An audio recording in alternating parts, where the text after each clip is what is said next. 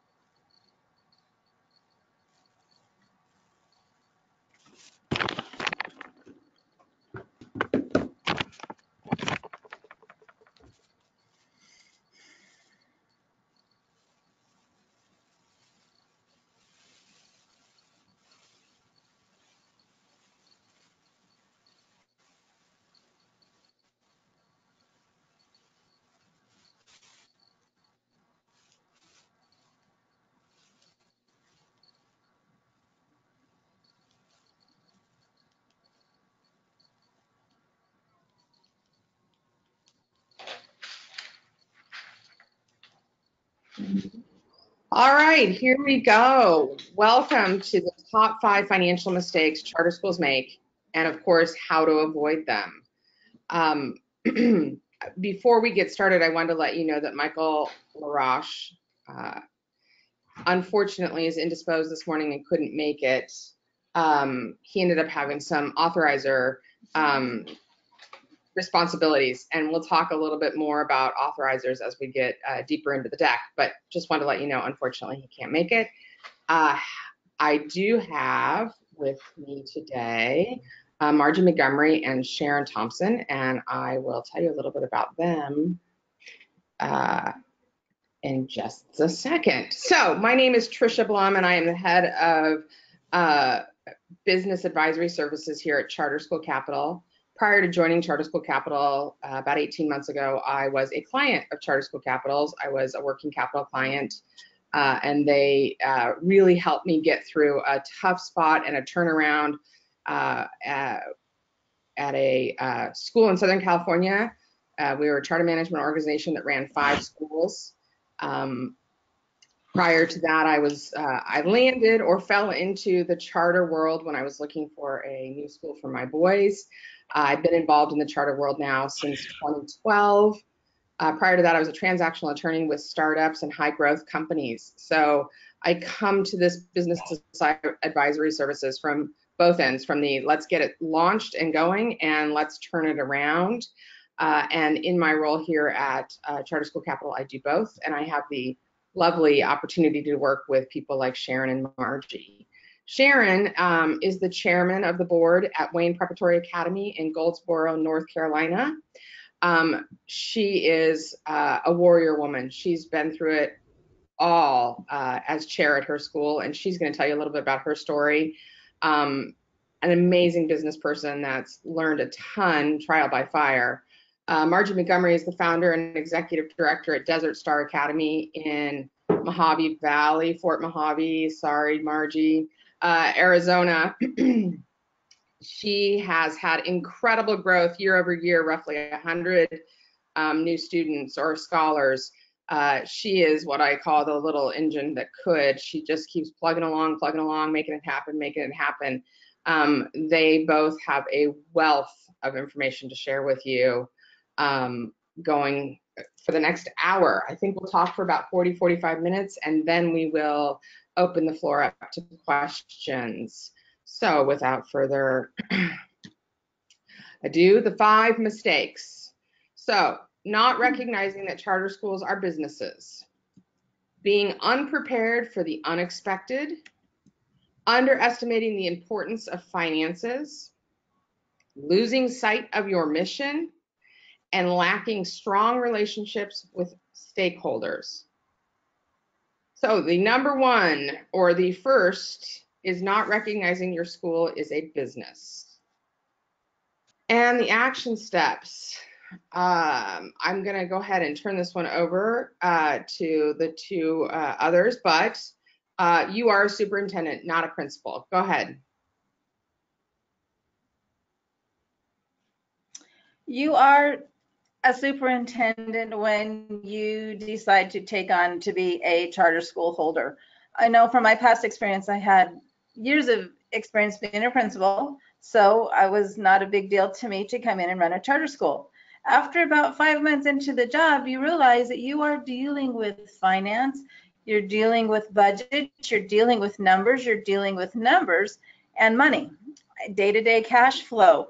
And so to go into it, to be successful, think of yourself and think of your role in your new school as being a superintendent, because you are the one that's going to be have the pulse on what your school is doing, both financially as well as leading your team with a curriculum.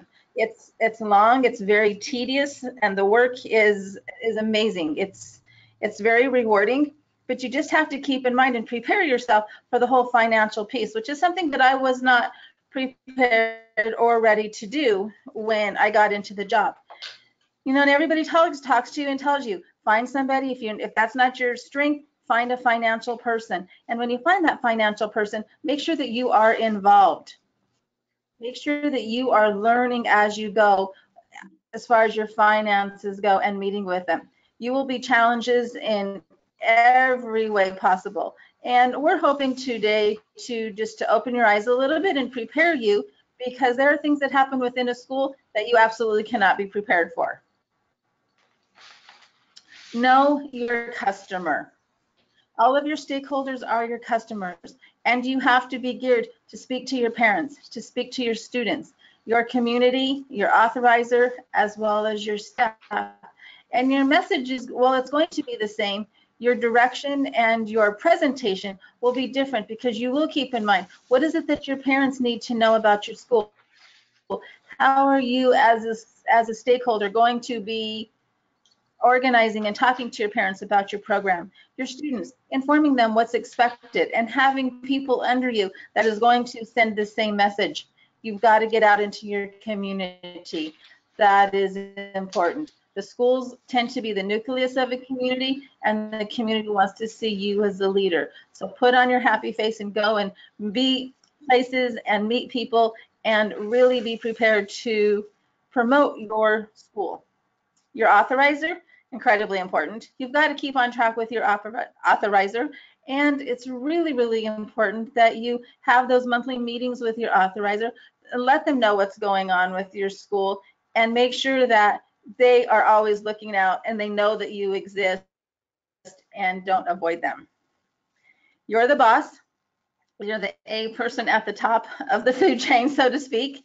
And that is incredibly important, because everything that you do is going to affect your school. And that goes back to being that superintendent. You're going to have to run your financials, and your financials impacts everything you do. Be on top of your cash flow. If nothing else, learn your cash flow and learn how your money is working and how much money you have in the bank and what you can spend on a monthly basis to keep yourself ahead of the game, because you're responsible for everything.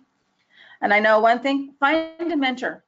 And whether you reach out to any one of us, whether you reach out to one of your authorizers, I know sometimes in charter schools, the other school superintendents aren't necessarily your friend, but find somebody you can call to ask those questions that you don't have an answer to, or someone that can just give you support.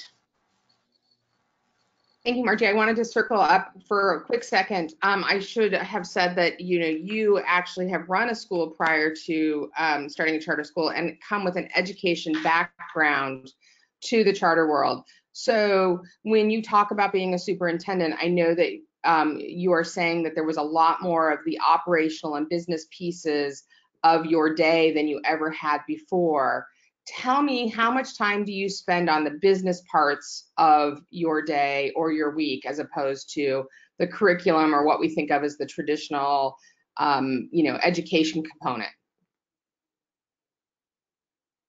Honestly, 85 to 90% of my day is spent on the superintendent role, trying to find money, whether you're writing grants, looking at your cash flow, looking at the money that you spent versus the money that and things that you have to purchase, looking and learning your cash flow, and really dealing with the finances of your business so that you will have the money to operate.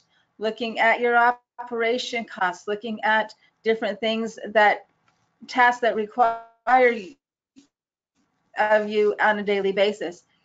Once I got into this, I spent very little time with curriculum. I had an assistant principal that I trained who is doing my curriculum and working with my teachers, because literally you just don't, your time runs out. And as a superintendent as well, you got to meet your public, and the door is a revolving door.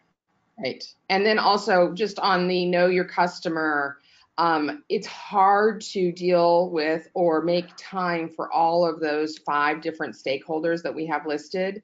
But as you know, and we'll talk more about in a few minutes, making time, whether it's really structured, is incredibly important. So calendaring it if you need to, reaching out to parents both on a personal level, but also through, blog or a weekly newsletter. Volunteers can do that for you, right? Your students is easier because you see them regularly, but your community and authorizer, your staff also, but your community and authorizer, I think, and parents really are different. They have different needs and different concerns, and you really do need to calendar time so that one of them doesn't slip through. You need to, toot your horn, which we're going to talk about.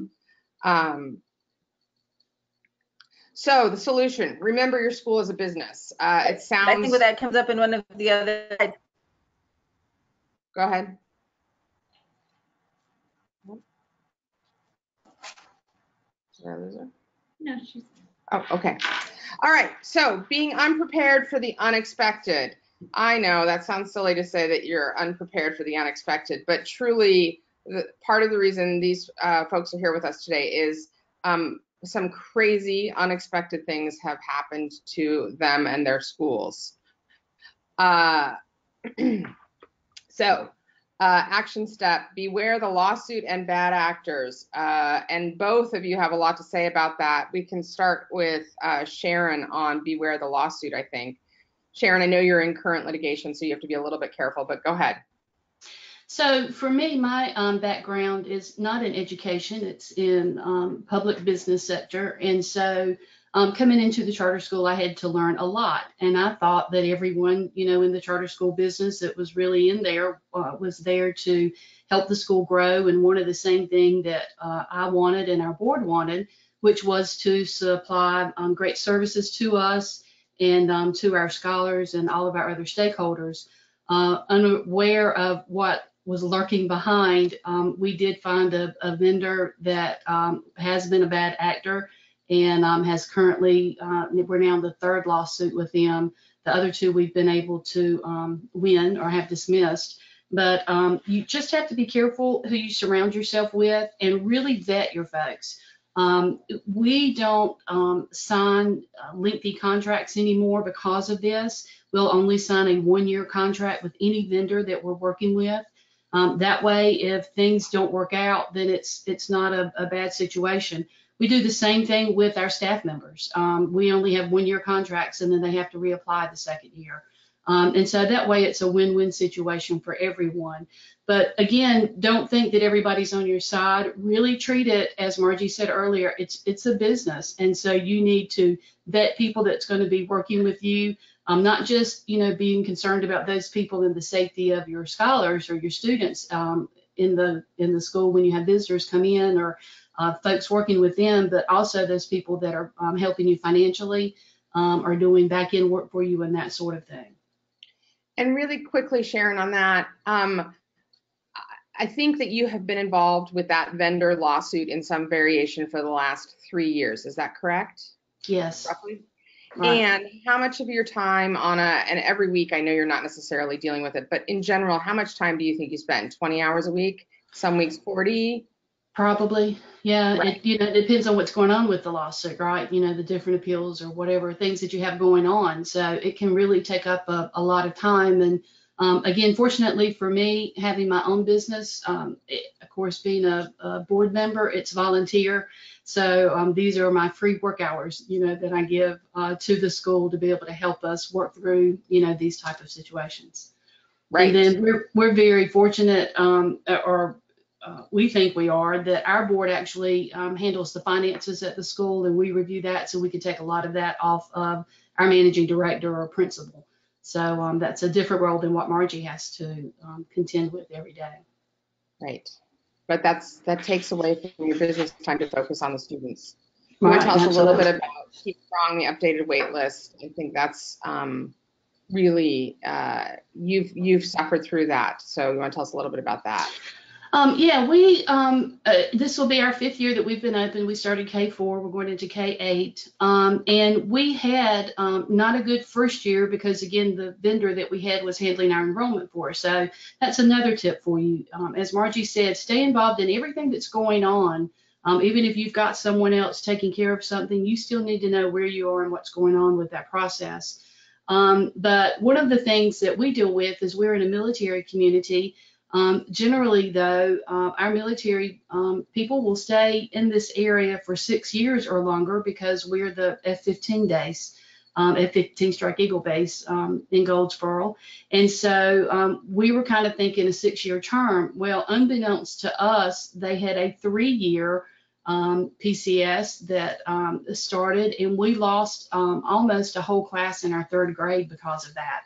And so not having thought about that and not having anticipated it really cost us, this past year because of that. Now, our 2nd year, we had a great enrollment. We had 98% enrollment, and it was wonderful. But when we missed this 30 kids, that's a lot of kids to have to make up for in a 3rd grade class.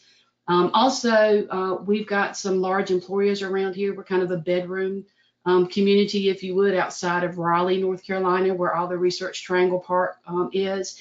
And so we've got some employers in town that still pull in a lot of folks, like the hospital. And so anytime there's large changes or changes within that personnel, then we're going to have kids that are moving. The other thing that we had happen was this particular vendor, I'll go back to them some, they actually made it very difficult for us in trying to throw bad PR our way. We unfortunately had some other folks that thought they knew better how to run the school and kind of started that situation too. And so having brought in all of that bad PR and things that were not true, it got out in the community. So we were very proactive in that.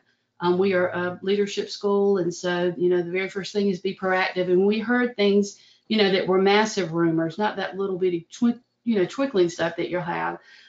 We made sure to get ahead of it. We had a town hall meeting, and we would actually bring the parents in to talk with them and answer any questions they had so that we could clear up any bad PR that was starting with us and get that going. And we're going to talk a little while later, but you also have to be sure that when you're working with folks that are helping you finance your school and those kinds of things, that they're on your side and working with you as well, so that if you're promising things to your stakeholders, that you're able to provide those when you say you're going to do that. Right. And really quickly along with that, because I think Michael has an interesting story, and while he's not here, I'll share it. His school started on the campus of a larger government organization or quasi-government organization. So he had a ready-made stream of students that came in. And when his school continued to enlarge, they moved to a new campus literally across the parking lot from that school. But in that change, the organization he was working with decided to bring their own school in-house. So all of a sudden he had a new school competitor that he didn't anticipate, and he lost about 140 kids from mid-year, from the month of October to the month of November a couple of years ago.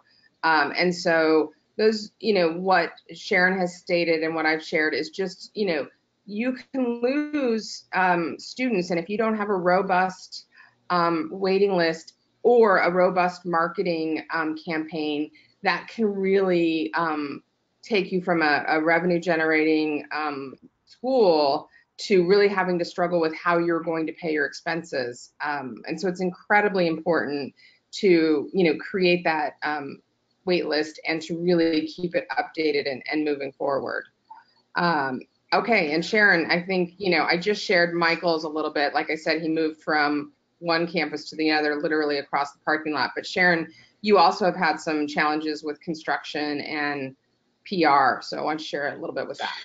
Yeah, so like I had said, that second year, students, when we had the 98%, enrollment in life was great. We didn't continue to plan and to market. We thought that, the school was going to be great for itself and continue going on. And so we didn't worry about that. And that caused us some extra students when the original landlord that we had told us that they were going to be ready to build the building. And it was supposed to start that fall. And then it was supposed to start that summer. And then it was going to start the next fall. And it just kept going on and on. And so when you're telling your stakeholders that, they're not going to believe you at some point. They're not going to have that trust and faith in you. And so we had that happen, and we outgrew the facility that we were in. So last year I had to place the 6th and 7th grade into a church space that was no longer being used. Because the other spaces I had wanted, again, we had some bad actors in the crosswork. And when we had found a facility and it was going to be at a good price for us and right near the school, we had some people went in and talked to the folks. And the next thing you know, the rent on that facility quadrupled and we couldn't afford it. And the other issue that we had at that time was, if you remember, we had Hurricane Matthew came through. Everything in Wayne County, the county I'm in, over a third of it was underwater.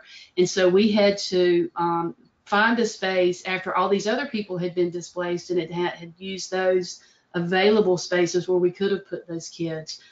So we ended up in this church, which just didn't fit our needs. I mean, we were really struggling, but the church was able to help us with some additional space. And we had been looking for a while. So we had started planning, early, realizing that we probably weren't going to get that help that we thought we were going to have. So I would say in that area, always have plan B and C and D in place so that, if you're trying to build or you're switching facilities or whatever, and it's not, going to happen on the timeline, you better have those other options in place, or you're not going to have anywhere to put those students and you're going to end up losing them. And thankfully, we didn't lose that many students because of that, as far as having to move to the other buildings, but we did lose them because the building wasn't there. We ended up losing about 100 students because the construction hadn't started. So when you add that to the other 30-some students that we lost from the 3rd grade, that was about 130, 140 kids that we lost in one fell swoop. Right. And so on the screen, you'll see it says know and understand your lease and the numbers behind them, and start looking for a larger or better facility now. Sometimes, like in Marge's instance, she just had year over year incredible growth. And so, instead of having that 5 or 7 years of slow growth that she was anticipating, Margie, you ended up needing space much sooner than you expected. And you have to work those numbers into your budget. But Margie, I'd like you to spend some time talking about beware the tenacity of angry employees and parents. Because again, I think this is one where it is a little bit unexpected. So go ahead, Margie. It is unexpected of angry employees.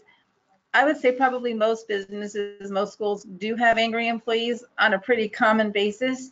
And it's how you can manage those employees and how you as a leader can stay on top of your business and stay on top of managing your employees. Know who your employees are, know what makes them work, what makes them tick, and how to manage and how to motivate them. And you can do the best job in the world. And when things are going good, things are great, everybody's happy. But the minute you make a decision that one person is not happy with, then you open yourself for a fallout of a series of negative things that can happen and that can go on. Stick to your guns, manage your business as you would and as you know how to do. Just stay on top of your angry employees. We had in a situation where I had an employee that really wasn't doing their job, and I would go in, check up, follow up, do what I need to do, and it was in the best interest of the business to not have this employee return the following year. The employee then found another job and then made a vendetta to bring the school down, or at least attempt to bring the school down, by getting other employees, filing lawsuits, filing complaint after complaint after complaint. This is going to happen in a rare instance. This isn't something that happens all the time, but be prepared for it. If you have an angry employee, if you decide that this person is going to retaliate and try to do things, send a note to your authorizer. I had to make this decision. This is what we did. So your authorizer knows. Also stay on top of it in a PR. Get out in front of the public, even more so than you were, to tell the public what a great school you are, what you're offering, what you're doing for their children, and make it personal to your parents to kind of counteract some of the negative stuff that's going to be going on. Also, if you have a newspaper article or somebody that's going to approach you about this, always turn it around to be the positive. Yes, this happened and this is the reason, and our number one concern is for the safety of your children, the quality of education. Put a positive spin on anything and everything that you possibly can to kind of counteract that, and make it look like what you are doing is correct and in the best interest of the scholars. Right. And so I think, Margie, without getting too many details, did this tenacious employee, along with a couple of parents, ended up filing, what, 5 complaints with various agencies in the state of Arizona? So folks, remember that. Like to not even. Go ahead. They ended up filing a complaint with Office of Civil Rights, the special education, the attendance, wrote a couple of complaints to our authorizers. There was about a total of, over the year, about 5 complaints. And quite honestly, I spent 70% of my time chasing the complaints, chasing the lawsuits, answering questions, writing policy procedures, action plans, because one employee was unhappy. You're not going to stop this, and you have to do what you have to do for your business. Just be aware and be proactive, and have in mind a plan that you can make to get out in front of this if such a thing happens. Right. And I think that's always good. Everybody should actually have that plan, because at some point or another, you're going to make an employee unhappy. Right. And I think one of the big takeaways is really you've got to, even though it seems counterintuitive, to reach out to your authorizer to tell them that you have an unhappy employee that you're either not renewing the contract or terminating them. That seems like, oh, I shouldn't be telling the authorizer something bad is going on at my school. But the reality is, had your authorizer had a heads up on that particular situation, things may have played out a little differently. Not that they wouldn't have still had to do their audits and checks, but instead of sounding reactive, we would have sounded proactive. Absolutely. And their perception of you and your operation experience would be drastically different. So I know it's impossible to prepare for the unexpected, but you've all heard now that lawsuits and bad actors and unhappy employees and angry parents and hurricanes and military-based classes and schools changing, all of those types of things happen, and they really can take your school from being highly successful and meeting all of its financial needs to all of a sudden losing students. And so it's important to be aware that those things are coming and the incredible amount of time it will take for you to manage those. The third mistake is underestimating the importance of finances. Now, obviously, this is incredibly important, and almost everything leads to some sort of financial challenge. So our first action step, make a plan and work the plan. I think, Margie, that's you to start. All right. Make a plan and work the plan. Can't be said enough. When you do your budget, when you plan for your school, put everything down that you possibly are going to need, or you're going to want, or what you're going to do. Plan your budget. Fill out, a lot of states will have budget worksheets for you to where you can come up with your budget figures, and be incredibly thorough when you're forecasting your budget. I felt like on this one, it's a shot in the dark because I always planned very conservative so that you would have enough money to go around and you would not be in a budget shortfall. In my particular case, we had so much growth that I was faced with possibilities of taking a risk of hiring an extra teacher because the growth was incredible, or being conservative and not. And in my case, in both instances, I ended up hiring the extra teacher and it worked out okay. But with that came more curriculum that you had to purchase, more furniture you had to purchase, and all of this just wreaks havoc with the budget. And this is just something that you can't plan for. So it's always good to, partner up with CSC or somebody like that to get you through those tough spots.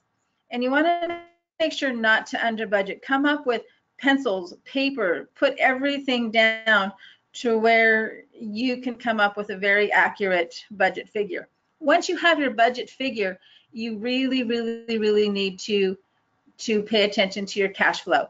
If you don't know how to do a cash flow, please seek assistance from a financial person,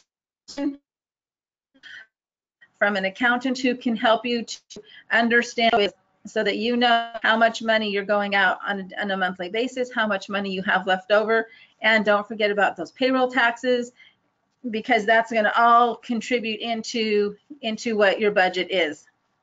This is the part that's so important, that you really truly are a superintendent. You're not in the classroom, you're not doing curriculum because you're really paying attention to the money, because if you don't have money to make payroll, your school's not going to be around. So you need to be prepared, and you really need to look into your budgets. Your budget to actuals is another really important. That's where you take your budget money and you divide it out throughout the 12 months of the school year, and every single month or even twice a month, take a look at what your budget is to what your actuals are. And if you're running a little bit behind, look to your future. Where can I cut, or what can I do with that? Or get really creative and go to your community. Community will help you out with pencils and with papers and basic supplies for your scholars. Even your parents will help you with this. So just keep this in mind and always look down to the future to see how much money you have on hand and what you're going to need and what you need to do to get through the day-to-day basis. And going back to the PR, if you're out there in your community, if you are out there meeting your parents, meeting your business people in the community, you can always go to them if you have a little bit of a shortfall to where you need basic supplies. So again, don't spend all of your Benjamin pencils and supplies. Just put it on other things that are a little bit bigger that you won't be able to get support from your community, and really utilize your community and get your school out there in the community, because they will help. So let's talk a little bit about the dreaded clawback. I know, Margie, that you've suffered a clawback and you were able to negotiate that fairly well. And Michael at Saltech actually suffered a substantial clawback where he received no revenue for approximately 5 months because of his enrollment forecast was unrealistic. And then he had some bad actors. But Margie, let's talk a little bit about the clawback that you went through, because I think it's a more standard type of clawback, a partial. So go ahead. When we first opened our school, we placed our scholars into their academic level classrooms, whether it be a kindergarten in a first grade classroom, first grader into a third grade classroom. And again, know how your finances work, know how your state pays you on your per pupil basis. Because when we opened our school, we had only 60 scholars. So it wasn't a huge amount, and we didn't have honors classes that we really had promoted to the public. So we put kindergartens who were well ahead into a first grade classroom, and it worked out really well for us. The unfortunate situation that we had was, at the time, none of us thought about the differences in funding versus a kindergartner versus a first grader. So when we put our kindergartners into our first grade classrooms, we were overpaid. And this did not come out until we had a complaint and somebody filed a complaint with ADE. We corrected the problem in year 2 once our auditor informed us and educated myself in how the funding actually works. But at that point, it was too late. So they went back and ended up finding out that we had over $100,000 that we had to pay back from the state. As a superintendent, prepare yourself. Seek some mentoring, seek some help, and go, and don't just sit back and accept it. Because in a lot of situations and in a lot of cases, schools and the education department knows that $115,000 could literally put your school into financial jeopardy. Talk to them about negotiating it down. Talk to them about it being a hardship for your school. And is there any, I did this, I met with them and I met with their attorneys from the department, and they ended up working it. We got some of the money back, so we weren't truly enough, but they also put a school in financial hardship situation, and they allowed us to make the payments over a 2-year period, which from $115,000 down to $85,000, and you divide that up against 4 months, it's a little over $3,500 a month, which was great because you can budget for that. So Right. always be prepared to take it the next step and go in and negotiate. Right. So, And then, go ahead. no, I was going to go to the next one with you. Okay. Hire a charter school financial expert. Tell us, Sharon. So again, it's great if you have a business person that's on your board, because they can help you with those financials. But if you don't, it's always great to try and hire a business person with a business degree or somebody that's got experience running just a true business. But even with that, the laws, as y'all know, with federal monies and state monies, which is how we receive our funding, I'm sure y'all do too, you want someone that is an expert in those finances to help you. And so we did hire an outside vendor, but believe me, they were thoroughly vetted before we brought them in to work with us to make sure that, you know, we have to spend those federal funds first before we go to the state funds, because if you don't spend federal money, you have to give it back. And so you want to have somebody in-house that knows about business and how that works, and someone that's outside of the house, a third party that's helping you, but just be sure you've got the right third party.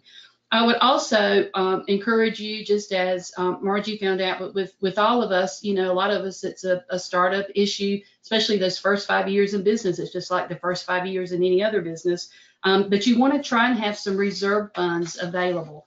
And so in the state of North Carolina, they tell you to have an 8% contingency, or at least 1 month's reserve of what your bills would be, so that if for whatever reason you don't have any funding coming in, you'll at least be able to make payroll and keep the lights on and pay insurance and taxes and all of those kinds of things. So that's not easy for every school to do right to start off with. That, you know, you build up so that you've got that reserve, so that you've always got the safety of the school from a business side in mind, and you won't close, as Margie said, if you're not making payroll. Right. So Let me just add to that, because it wasn't until I was put into a position where we didn't have the money that so many things can be negotiated. And one thing that I would encourage every single person that starts a charter school is to put reserves in every single month, whether you think you have it or whether you don't, because you're always going to think, I don't have it, I don't have it, I don't have it. Commit to that, even if it is $2,000 a month. Establish that reserve account. You would be very surprised how many people are willing to work with you. And if you can't pay your rent on time 1 month, what are they going to do? Kick you out the next month? That's not going to happen. And that is one thing that was really hard for me to go through, but it happened. You know, there was a month that I couldn't pay the rent. The only thing I could do was pay payroll, and everything else worked out. Big companies, chances are, if you're a startup school, you're not going to owe companies hundreds of thousands of dollars. So they're going to work with you, and you've got some time. So set it up, commit to those reserves, and whether you think you have it or not, put some money away. And Absolutely. Don't touch that money. Right? Absolutely. Losing sight of your mission is the fourth mistake. And this one sounds sort of soft, I think, but the reality is that if you lose sight of your end game, which is your mission and vision, that's the core of your school, what makes your school special. So go ahead and take that away. I think these were both things Michael wanted to speak about, but you are organized, so go ahead. Know your mission, communicate your mission to your parents, communicate your mission to your teachers on a monthly basis. Our mission is to take scholars and create academic scholars, leaders, and citizens. Every single thing that you do needs to go back to those experiences, whether it's teacher classroom, making lesson plans. Is this person going to be a scholar, a leader, or a citizen? What activities are you going to bring to your school to facilitate and to keep that mission going? As a director, you get so inundated with day-to-day financial situations. Teachers are asking you questions. I need this, I need that. You've got to manage the money. You have to manage your parents. Your parents are in your office. It's a revolving door. Everybody wants the superintendent or the leader, the director, to be accessible, and they don't care. They'll walk in your office. So always keep that mission in mind, because if you don't, you're going to get so caught up in the people that are in front of you and the crises of the day to where you lose track of that. If you lose track of it, then you need to go off track, and then you're going to not, and it's a lot harder to get it on track than if you can just keep it going and don't derail and don't get away and you keep on with your mission every single day and your vision. Everything else is going to come and go, and different crises are going to happen on a daily basis, but it's up to you to be that leader, to carry on that vision and communicate your mission and your vision every day to your staff, parents, community, and authorizers. Right.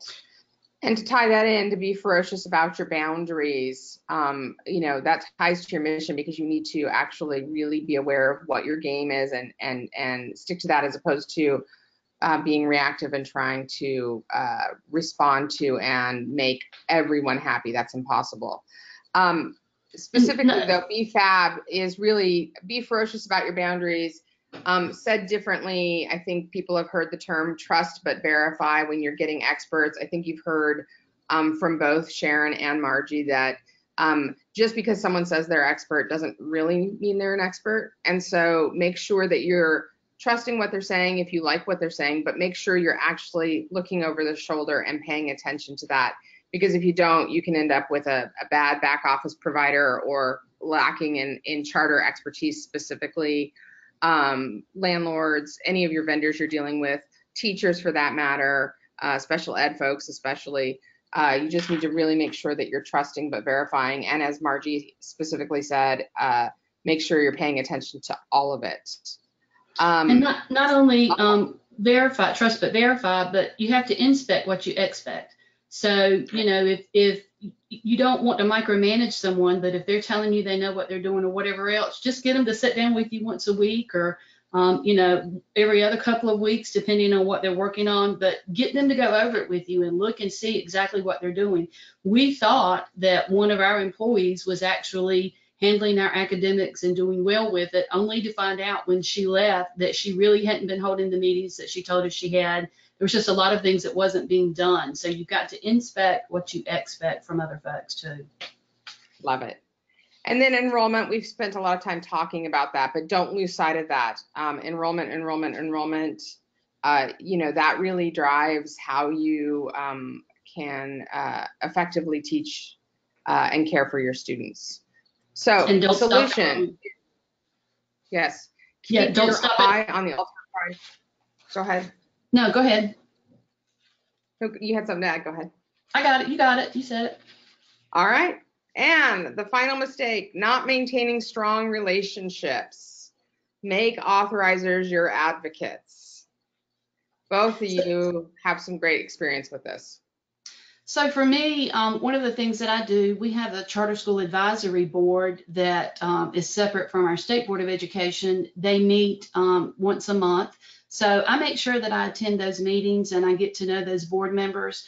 I've also made sure that our charter our Office of Charter School Director for the state of North Carolina, knows me and knows about our school, and I always make sure to speak with him when I see him. And as we've said before, you've got so many stakeholders and so many people that you're working with. You want to be sure that as you're working with them, you want to build relationships, all right?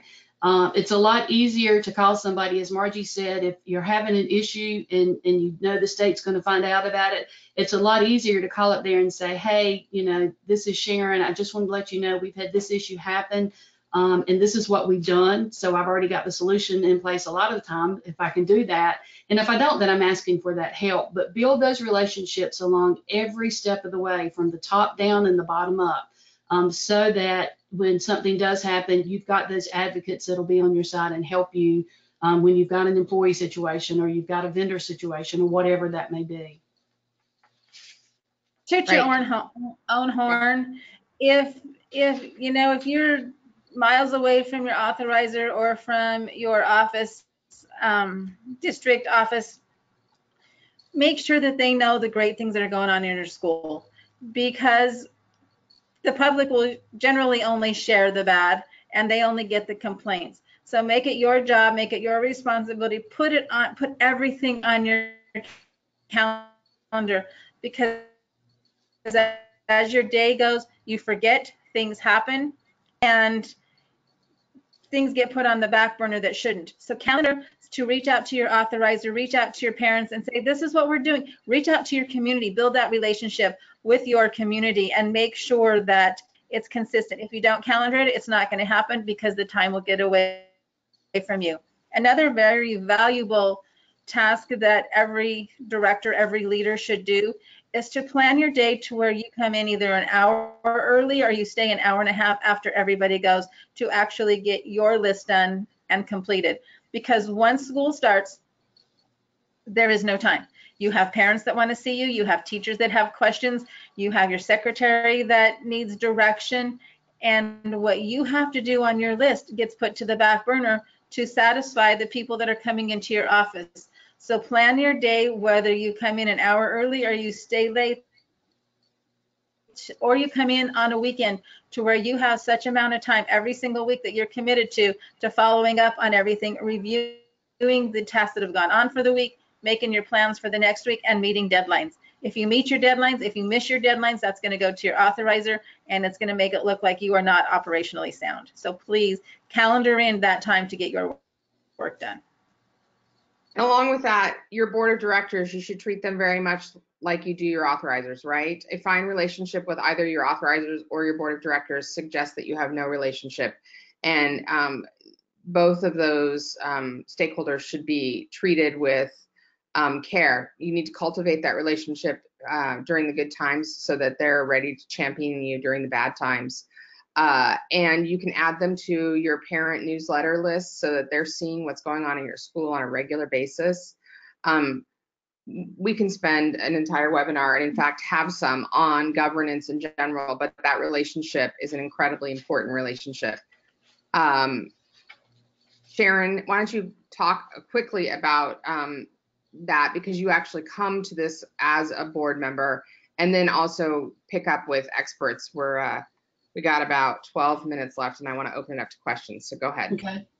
So again, as a board member, especially as a chair, I want to know what's going on, because if anything ever happens within the school and there's an issue and you end up, you know, unfortunately in front of the State Board of Education or your authorizer or whomever, the board chair will appreciate the fact that you've kept them updated and know what is going on. I would strongly encourage you, if you don't do this, to keep very good minutes during your meetings, and to have an agenda and be organized and post those, because that can get you in a lot of trouble. Your board meetings are public meetings, and if someone wants that information, then they can certainly ask for that, and you need to be prepared and have that ready for them. Lastly, when it comes to experts, you know, I told you my background is not education, so I didn't get information by water hose. I got it by fire hose. My learning, it was really a lot all at one time, because school business and private business are so very different.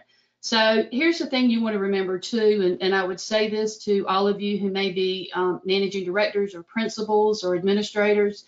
and even board members that may be listening, you don't have to know everything yourself. You go and find those people that are really good at what they do. You know, I went out the very first thing when I became chair and I knew that we were going to have these issues to clear up. You know, I hired a really good contract attorney, and we don't sign contracts until that attorney reviews them. We went out and found a third-party accountant that on top of the one that we're paying to do our back-end office, that we just get them to every once in a while review things and be sure everything's the way it's supposed to be, so that there's complete transparency across the board. You know, you can get those folks on your board that have those expertise so that you don't have to hire someone to do it. Of course, attorney issues, you certainly want to do have someone that's not on your board and that's outside counsel that you are paying for. But just be sure that you don't put all of that on your shoulders, because I had that to start off with before I found all these folks, and it's just too much. You can't do it all. Go back to Robert's Rules of Orders, look at those when you're holding your meetings. That'll help you a lot too. And find those people in the community that have your same vision that would like to serve on your board, and let that expertise that they have help you in achieving what you want in your mission for the school. Right. So have friends in all the right places is the solution to not maintaining strong relationships. All right, so those are the 5 mistakes. And here are the 5 solutions, just to remind you. Remember, your school is a business. Prepare for the unexpected. Understand that success requires money. Keep your eye on your mission, and have friends in all the right places. Additional resources. Sharon and Margie and I are all reachable through email, text, phone calls. But in addition to that, you can educate yourself through training sessions. Charter School Capital has an incredible library. Their authorizers have great libraries. Your local associations have great libraries and training sessions. Find and connect with great charter school leaders. Conferences, both Sharon and Margie just came from the national conference, and they can tell you all the great things, but it really is an awesome experience if you can find the funds to do that. Incredibly educational. And surround yourself with great people. Great leaders, financial and charter experts. Those are incredibly important. And again, any of the 3 of us can help you with suggestions on that. Here is the contact information for Sharon, Margie, and myself. Both Sharon and Margie have become, I think, mentors, or at least had some conversations with some folks that are either starting charter schools or struggling with some of the issues they mentioned. And so please jot down these email addresses and reach out. Let's open it up for questions. Oops. Okay, and we've got no questions yet.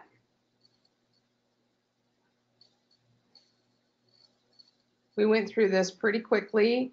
This will be on our blog and at our charterschoolcapital.org resources webpage. And there should also be on there what I think of as the handy dandy one sheet. So basically it is a sheet that has all of the mistakes and then the solutions on one page. When I was running the charter management organization, there were a couple of things I hung on the wall that I could see every day. One of them was my cash flow, because it was incredibly important. And I lived and died by that. But also I had a list of those sorts of reminders of things, like make sure I'm reaching out to the authorizer. So we put that all together in one sheet for you. Okay, and we've just dropped it into the webinar, so you can pull it and open it if you'd like, under handouts. And again, it will also be posted at charterschoolcapital.org resources. All right, any questions? Okay, so the question, this one's going to go to Margie, and it says, please explain the difference in funding between kindergarten and first grade. That may be state specific, but Margie, you can talk about that in the state of Arizona. It actually is very state specific. In the state of Arizona, the funding is only for a half-day kindergartner.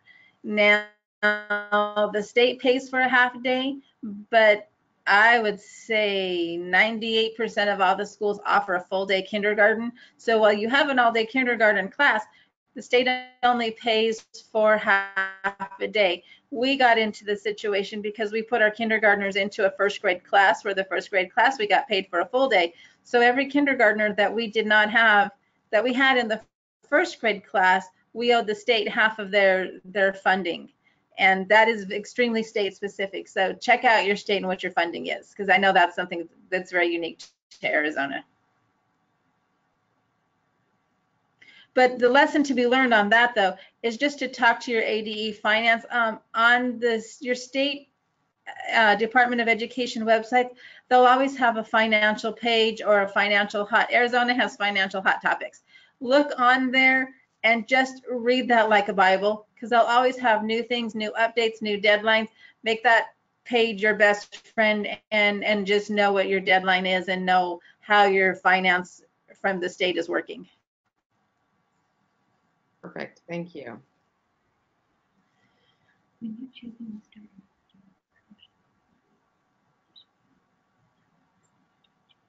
Okay, so the next question is, let me read it again. When you're choosing to start an external partnership with another organization, when is the best time for these organizations to reach out so that charters can budget effectively? So I think most of the clients I work with, they're in various states across the United States. A budget is usually due to your authorizer. An approved budget by your board is usually due at the end of your fiscal year, usually in June, maybe mid-July. You should probably be making those kinds of contacts and negotiating the what's involved, including expense, in the first part of that first part of the calendar year. So somewhere January, February, March, so that you actually can incorporate that into your budget when you're starting to work on that in March or April. So you can get it included in your approved budget for the authorizer by June or July. Hope that answers your question.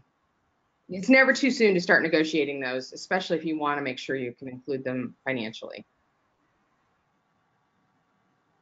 And a lot of those companies, they need 3 or 4 months also to plan.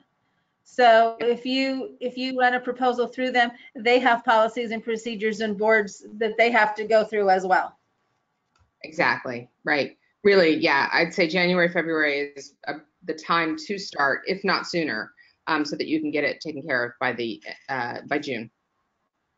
Again, you can find our presentation and our one sheet at charterschoolcapital.org. We've got 2 more minutes, so can field a couple more questions. Anything else? Okay. Well, in the meantime, I really want to thank Sharon and Margie. They are great leaders, and they've learned a ton and are so informative and helpful. So thank you, ladies, very much. And for the rest of you for joining us, we had about 50 folks join in. So thank you so much. I really appreciate it. I hope you all have a great day, and I think we're all gearing up for school to start here fairly soon. All right. Thank you, everyone. Thank you. Bye. Bye.